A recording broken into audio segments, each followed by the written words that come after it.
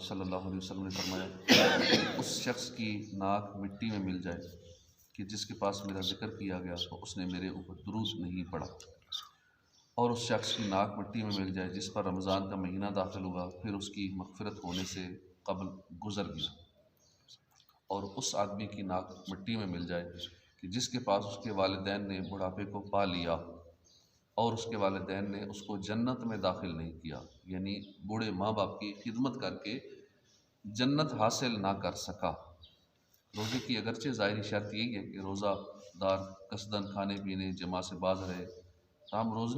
روزے کے باطنی آداب بھی ہیں، یہ بھی ضروری ہے جاننا،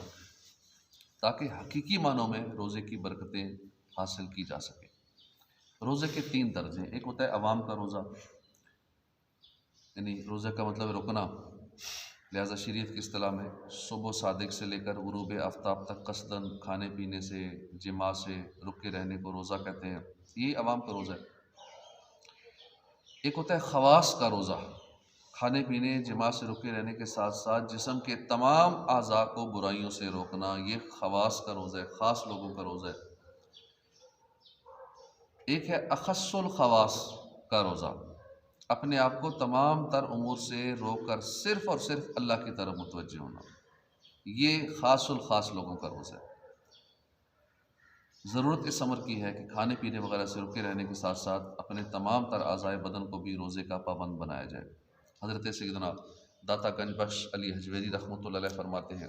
روزے کی حقیقت رکنا ہے، اور رکے رہنے کی بہت سی شرائط ہیں، مثلا معدے کو کھانے پینے سے روکے رکھنا، آنکھ کو بدنگاہی سے روکے رکھنا، کان کو غیبت سننے سے، زبان کو فضول اور فتنہ انگیز باتیں کرنے سے، جسم کو حکم الہی کی مخالفت سے روکے رکھنا روزہ ہے۔ جب بندہ ان تمام شرائط کی پیروی کرے گا تب وہ حقیقی روزہ دار ہوگا۔ روزہ دار رمضان میں دن کے وقت کھانا پینا چھوڑ دیتا ہے، حالانکہ کھانا پینا تو جائز تھا پہلے، اب خود ہی سوچ لے کہ جو چیزیں حلال تھیں جائز تھیں جب وہ بھی اس مہینے میں منع ہو گئی تو جو پہلے ہی حرام تھی، جو رمضان سے پہلے ہی ناجائز تھی، مثلا جھوٹ، غیبت، چغلی، بدگمانی، گالی گلوچ، فلمی ڈرامے، گانے باجے، بد نگاہی، داڑھی مڈانا یا ایک مٹھی سے گھٹانا، والدین کو ستانا، لوگوں کا دل دکھانا وغیرہ، تو رمضان میں کیوں نہ اور بھی زیادہ حرام ہو جائیں گے۔ روزہ دار جب رمضان میں حلال کھانا پینا چھوڑ دیتا ہے، حرام کام کیوں نہیں چھوڑتا؟ تو جو شخص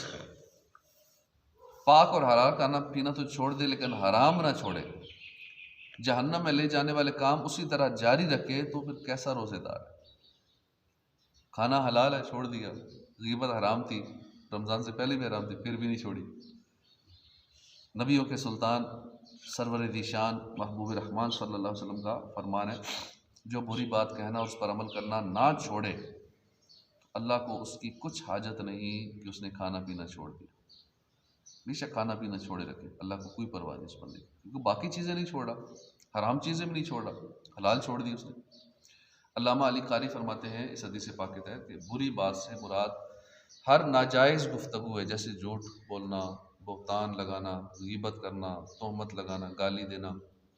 لعن طعن وغیرہ کرنا، جن سے بچنا ضروری ہے۔ ایک اور مقام پر فرمان مصطفیٰ صلی اللہ علیہ وسلم ہے صرف کھانے اور پینے سے باز رہنے کا نام روزہ نہیں، بلکہ روزہ تو یہ ہے کہ لغو اور بیہودہ باتوں سے بچا جائے، یعنی وہ بات جس کے کرنے میں نافرمانی ہے، معاصی ہے، اس سے بچا جائے۔ حضور نے فرمایا کہ اگر تم سے کوئی لڑائی کرے، گالی دے، تو تم اس سے کہہ دو کہ میں روزے دار ہوں۔ کہ رمضان میں باہر کے حالات دیکھیں، لوگ لڑ رہے ہوتے ہیں آپس میں، خاص کر عصر کے بعد کا جو وقت ہوتا ہے اس میں لڑائیاں جھگڑے زیادہ ہو رہے ہوتے ہیں۔ ایک گاڑیوں میں سفر کرنے والے، خاص کر بازاروں کے اندر ایک افراتفری اور نفسا نفسی کا عالم ہوتا ہے، رش ایک تو بڑا ہوا ہے، پھر ہر بندہ اوپر سے نفسیاتی طور پہ کوئی ذہن میں ہوتا ہے میں روزے دار ہوں، کہ بہت بڑا میں نے تیر مار دیا، بہت بڑا کام کر دیا میں نے روزہ رکھ کے، تو اوروں پہ شاید احسان کر دیا کسی بھی، تو اس لیے ہر ایک اپنے آپ کو سمجھ رہتا ہے کہ شاید میں روزے دار ہوں اور تم نے مجھے یوں تنگ کر دیا، راستہ نہیں دیا، گاڑی کے حرم میں جا رہے ہوتے ہیں، نہ جانے کیا کہ ذرا سی بات پہ غصہ آتا ہے، کیوں آتا ہے؟ میں روزے دار ہوں، میں روزے سے ہوں، بہت بڑا کمال کر دیا۔ عجیب کام کر دیا یا بہت بڑا کام کر دیا روزہ رکھ دیا، کیونکہ ایسے لوگوں نے پہلے روزے رکھے نہیں ہوتے، نفلی روزوں کی عادت ہو تو اسے پتہ ہو روزہ ایک روٹین کی بات ہے، یہ تو لوگ ویسے بھی صحت صحیح رکھنے کے لیے کرتے ہیں، ڈاکٹروں کے کہنے پہ ڈائٹنگ کر لیتے ہیں، اتنا گھنٹہ پیٹ خالی رکھنا ہے وہ کر لیتے ہیں، بھائی روزہ ایک نارمل روٹین کی بات ہے، کوئی نئی چیز نہیں ہے یا کوئی بہت بڑا کام نہیں ہے کہ تم نے بڑا مشکل کام کر دیا اور بھوک پیاس سے زبانیں خشک ہو رہی ہیں اور اتنی بھوک لگی ہوئی ہے کہ پیٹ پہ پتھر باندھنے پڑے ہیں، دو پیٹ اتنا اندر چلا گیا، پیٹ تو پھر بھی باہر کا باہر ہی ہے، رمضان کے اندر بھی وہی حالت ہے، پیٹ نکلا ہوا ہے، اسی طرح ہی چربی چڑھی ہوئی ہے، اسی طرح ہی وزن بڑھا ہوا ہے۔ اللہ پاک توفیق عطا فرمائے اور صبر کرنے کی توفیق عطا فرمائے۔ اور روزے کی حالت میں تو جیسے حدیث پاک میں سنا ہے، کوئی لڑائی کرے بھی نا، گالی دے کچھ کرے تو میں روزے دار ہوں، بس آگے سے اتنا جواب دے دے، غصہ نہ کرے، اگلا غصہ کر رہا ہے ہم اسی طرح غصہ نہ کریں۔ ایک بندہ جاہل ہے،